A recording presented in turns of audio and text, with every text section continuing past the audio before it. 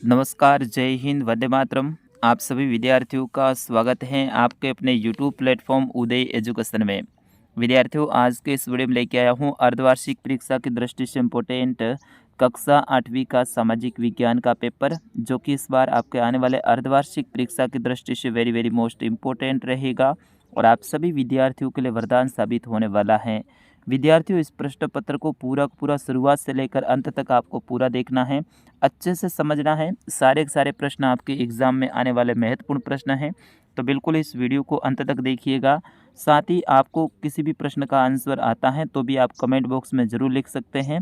मैं भी सभी प्रश्नों के उत्तर बताने की कोशिश करूँगा और बिल्कुल अच्छे से आपकी तैयारी इस बार करवाने वाला हूँ। विद्यार्थियों, इस बार कक्षा 8 के सभी विषय के पेपर मैंने अपलोड कर दिए हैं। 2-2, 3-3 पेपर मैंने अपलोड किए हैं, ताकि आपका कोई भी प्रश्न पीछे नहीं रहे। हर एंगल से मैंने तैयारी करवाने की कोशिश की है, तो आप वो भी वीडियो इस वीडियो के बाद में ज़रूर देख लीजिए। चलिए, इस वीडियो की करते हैं शुरुआत। यहाँ पर सामान्य निर्देश आपके लिए दे रखे हैं, सभी प्रश्न करने अनिवार्य हैं। पहला प्रश्न देखिए, ब्रिटिश भारत का इतिहास पुस्तक के लेखक थे। आपको बताना है ब्रिटिश भारत का इतिहास पुस्तक के लेखक कौन थे।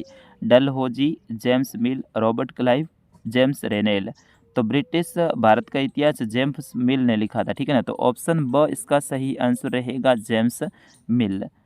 अगला प्रश्न है, भारतीय संविधान का जनक किसे कहा जाता है। महात्मा गांधी, सरदार वल्लभ भाई पटेल, भीमराव अंबेडकर, जवाहरलाल नेहरू। तो भारतीय संविधान का जनक हैं डॉक्टर भीमराव अंबेडकर को कहा जाता है। ऑप्शन स इसका सही आंसर रहेगा। फिर इसके बाद में अगला प्रश्न है, प्राणियों और पक्षियों के व्यापार की प्रतिबंध सूची कौन सी संस्था बनाती है। रेड डाटा पुस्तक, CBTES, वाइल्ड लाइफ फेडरेशन या यूनिसेफ। तो इसमें आपको बताना, प्राणियों और पक्षियों के व्यापार की प्रतिबंध की सूची है वो कौन बनाती है। तो इसमें आपका ऑप्शन ब रहेगा, CITES, ठीक है। फिर उसके बाद में अगला प्रश्न है, प्रश्न संख्या 4, किस सावनी के विद्रोह सैनिक चलो दिल्ली मारो फिरंगी का नारा लगाते हुए दिल्ली की ओर चल पड़े थे। तो ये थे नसीराबाद, ठीक है, नसीराबाद। ऑप्शन स इसका सही आंसर रहेगा। फिर उसके बाद में अगला है प्रश्न संख्या 5, प्लासी का युद्ध किस किस के मध्य और कब हुआ था। तो प्लासी का युद्ध सिराजुद्दौला, जो कि बंगाल के नवाब, और ईस्ट इंडिया कंपनी के बीच में हुआ था। सिराजुद्दौला और ईस्ट इंडिया कंपनी के बीच में। अगला प्रश्न है, नील की खेती कितने प्रकार की थी, वो आपको बताना है। फिर उसके बाद में संविधान के अनुसार राज्य के कितने अंग हैं। तो संविधान के अनुसार राज्य के कितने अंग हैं, आप ज़रूर बताइए। फिर उसके बाद में अगला है, सार्वभौमिक वयस्क मताधिकार से क्या आशय है। तो सभी वयस्क नागरिक जिनकी उम्र 18 वर्ष या इससे अधिक हो, सभी को मत देने का अधिकार है, सार्वभौमिक वयस्क मताधिकार कहलाता है। चाहे वो किसी भी जाति, धर्म, लिंग से संबंधित हो, सभी को मत देने का अधिकार होता है। अगला प्रश्न है, संसाधन संरक्षण के तरीके बताइए।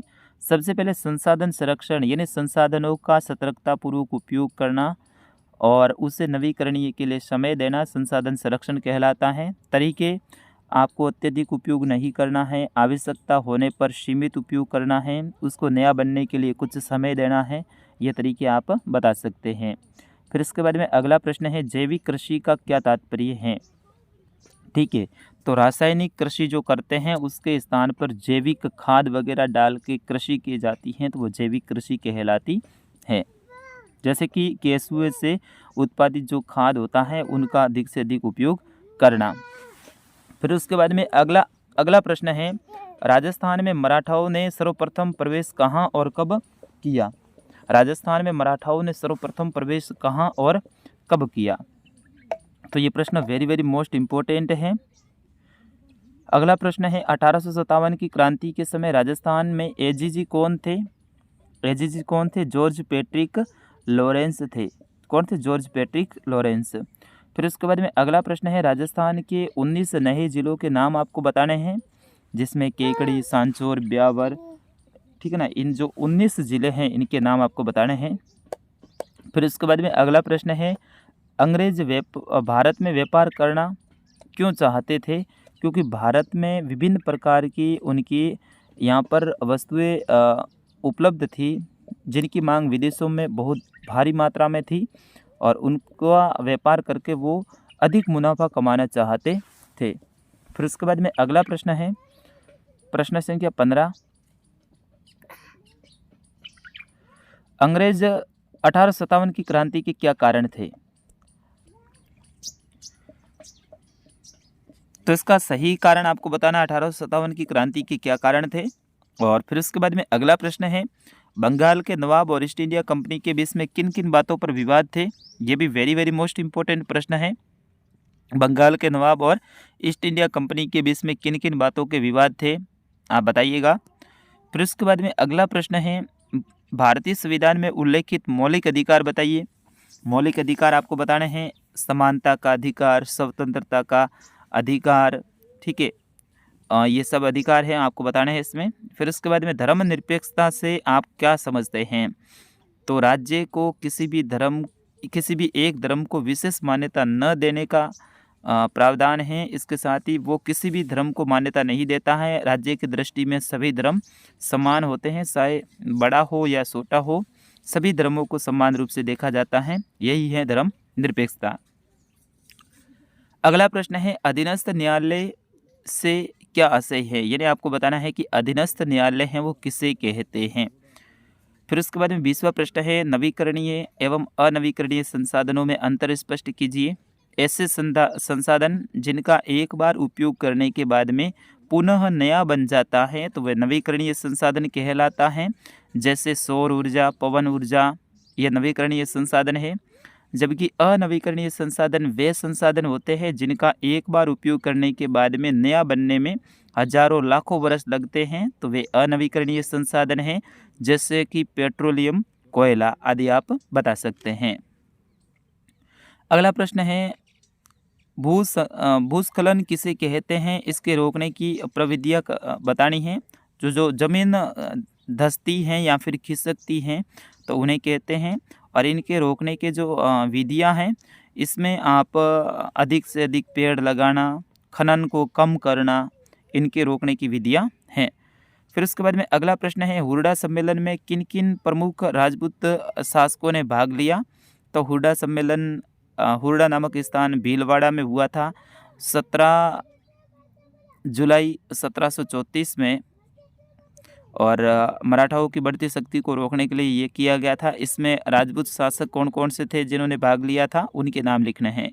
फिर उसके बाद में 23वां प्रश्न है, मंगल पांडे कौन था और क्यों प्रसिद्ध था? तो मंगल पांडे कौन था? मेरठ सैनिक छावनी का एक सैनिक था और इन्होंने सबसे पहले विद्रोह किया था और इन्हें फांसी पे चढ़ाया गया था। फिर उसके बाद में अगला प्रश्न है, दीकुओं से आदिवासियों के गुस्से की क्या कारण थे? तो दीकू मतलब अंग्रेज। तो अंग्रेज़ों से गुस्से के कारण थे कि अंग्रेज इन्हें परेशान करते थे, इनकी ज़मीन से बेदखल करते थे और इन्हें ज़्यादा परेशान करते थे। इससे आदिवासी हैं वो इनसे गुस्से में थे। अगला प्रश्न है, भारत में अदालतों की संरचना को स्पष्ट करना है। और 26वां प्रश्न है, किन परिस्थितियों में बंगाल में नील का उत्पादन धराशायी हो गया, वो आपको बताना है। तो ये भी आपके लिए महत्वपूर्ण रहेगा। 27वां प्रश्न है, कृषि किसे कहते हैं? कृषि के विभिन्न प्रकारों को स्पष्ट करना है।